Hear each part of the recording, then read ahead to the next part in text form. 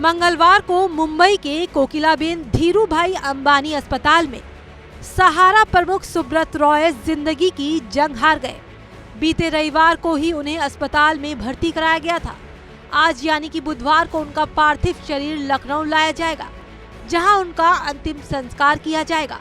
लेकिन आज हम आपको उनके अर्श से फर्श तक की दिलचस्प कहानी बताएंगे। आज हम बात करेंगे कैसे उन्होंने स्कूटर से प्लेन तक का सफर तय किया। कभी देश में सहारा प्रमुख सुब्रत रॉय सबसे बड़ी शख्सियत हुआ करते थे। उनके यहाँ छोटे से कार्यक्रम में भी बड़े राजनेताओं से लेकर फिल्मी सितारों तक का जमावड़ा लगता था। लंबी गाड़ियों का काफिला उनके साथ चलता था। बता दें कि सुब्रत रॉय का जन्म 10 जून 1948 को बिहार के अररिया जिले में हुआ था। कोलकाता में शुरुआती शिक्षा दीक्षा लेने के बाद उन्होंने गोरखपुर के एक सरकारी कॉलेज से मैकेनिकल इंजीनियरिंग की पढ़ाई की। उसके बाद सुब्रत रॉय ने अपना पहला कारोबार गोरखपुर से शुरू किया। बताया जाता है कि सुब्रत रॉय शुरू से ही पढ़ने में कमजोर थे और उनका शुरू से ही बिजनेस करने का मन था। उन्होंने अपने करियर में 36 साल के अंदर कुछ ऐसा किया कि सुब्रत रॉय ने दुनिया भर में अपना कारोबार फैला दिया।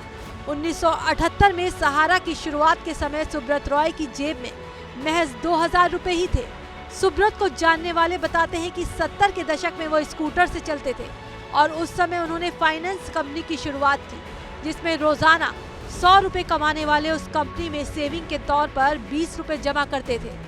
फाइनेंस कंपनी से शुरू कर उन्होंने अपने व्यापार को मीडिया, रियल एस्टेट और हॉस्पिटैलिटी समेत अन्य क्षेत्रों तक फैला दिया।